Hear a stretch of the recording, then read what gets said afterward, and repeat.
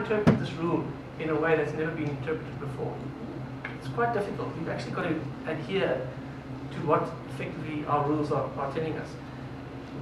It sounds terrible, but in that sense, just like the phone call telling us, you guys, what's going on in that case, the fact that we can be taken on review, there's an element of subordination here in terms of what we're doing. The fact that 9% of all our cases in the last, whatever it is, 5-6 years, have actually been reviewed.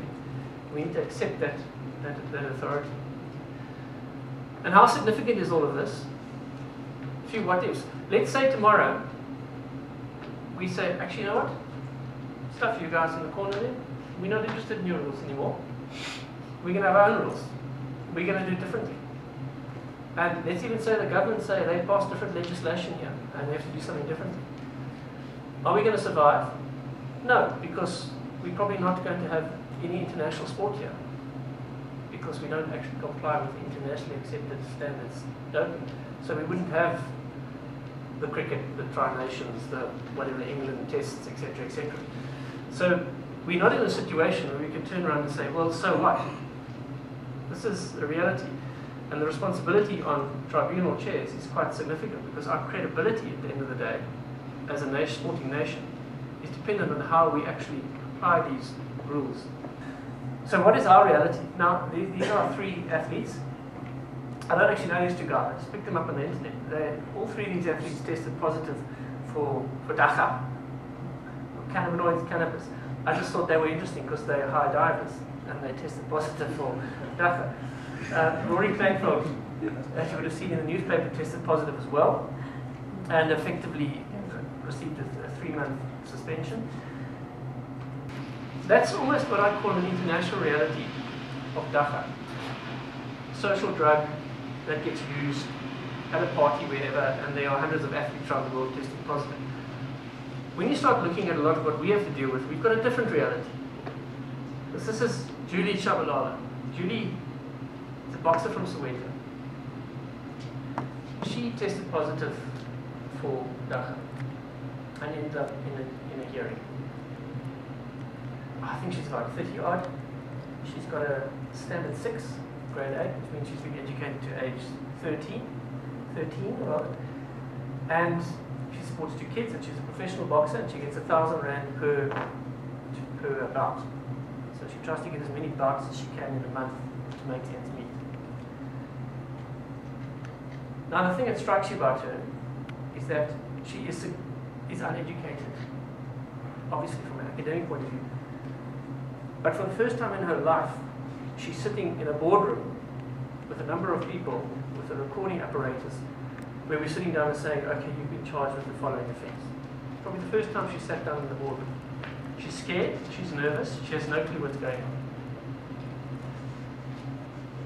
You as a chairperson have to ensure fairness here, which is a significant obligation on you when you're dealing with an athlete like this. She's emotional, she's crying, it's difficult. When one explains the charge to her, she says, but sir, I never smoked dagga. I never smoked dagga. So I don't know, why am I in such trouble? I've never smoked dagga.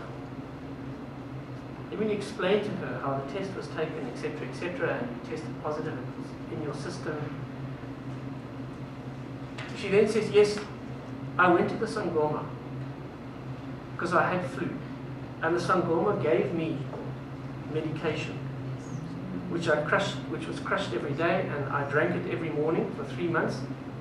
My equivalent, which I said is a bit like a med lemon, so it had ginger in it, it had all sorts of things in it, and it had dagga in it. And when she tested positive and all, she eventually, the Sangoma said, yes, I put dagga in the substance, because we put dagga in every single substance we make. Which is why it's good to go to the Sangoma, because you definitely feel better after. But what was so interesting for me is that here you've got an athlete who's very unsophisticated, who actually can't see the link between being guilty of a doping offence and actually smoking dagga. She says, but I'm not guilty because I didn't smoke the dagga. And you have to explain to this person in very simple terms that, no, but you actually got it in your system. And you're telling me, by telling me that you actually took what the Sangoma gave you, you're telling me how it got into your system. She says, yes, but I didn't smoke it. So I'm just trying to explain to you that the reality we face a lot of the time is with a large percentage of athletes who are sadly very unsophisticated in a system that effectively is quite clinical. Because let's face it, the strict liability concept is quite a clinical type of approach in a legal system. And that's very much a reality that we face, and I'm sure each and every one of you who sit in tribunals have got exactly the same story you can tell me. There's a Julie Shabanaro story. This is a truly sad case, which you might have read about in the newspapers.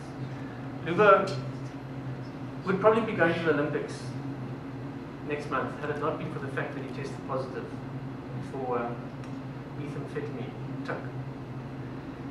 We're not talking about an athlete who is good here. We're talking about an athlete who's jumped 8:27 last year and jumped 8:21 this year. And 8:20 is the Olympic qualifying time. And funny enough, having watched a lot of the international athletics over the last month, I noticed only about 1 or 2 athletes jumping over 8:20. So we're talking about an athlete who is right up there. And this athlete, to me, personifies everything that is potentially great about our sport and everything that is so incredibly wrong about our sport and everything that is such a challenge to us in trying to apply rules to ensure fairness. Lubo comes from a township outside Paarl in Cape Town, Mbakweni. It's a poor township. His parents are unemployed, have not really had employment. He's got a brother and sister who have spent significant time in jail for drug offences generally. And by a stroke of fortune, one day an athletics coach sees this kid jump and to his credit says, actually this kid's got something. And so takes him under his wing and turns him into an international class athlete. So from coming from total obscurity and poverty and being in a scenario where his social circumstances and friends are sadly drug users, he's put into a position where he gets free kit from Adidas. He wins 5,000 Rand at that meeting. He wins 3,000 Rand at that meeting. And like Julie, he had an education, didn't finish school. I think he had, I can't recall actually when George was on the case. As well as Hasi, I think he had a standard 8, none about there. So we're not talking about someone highly educated. And suddenly you're giving this 21-year-old 5,000 Rand that day, 3,000 Rand the next. And he would go back home, and his parents would get a lot of the money, and he'd spend it on his friends. And they'd get drunk, because that's what you do at age 21. You don't just have a lot of life skills. And he discovered, by his friends, that one way to overcome being inebriated very quickly is to take TUC. It sees you right straight away. The problem with TUC is once you've taken it once, it's in you're addicted. It's there. And so you have an athlete who has got the world at his feet. He could be an Olympic gold medalist, who sadly, his social circumstances have actually taken over, and he's living this dual life.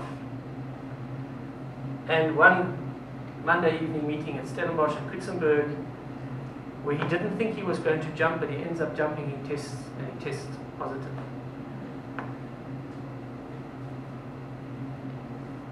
Reality was,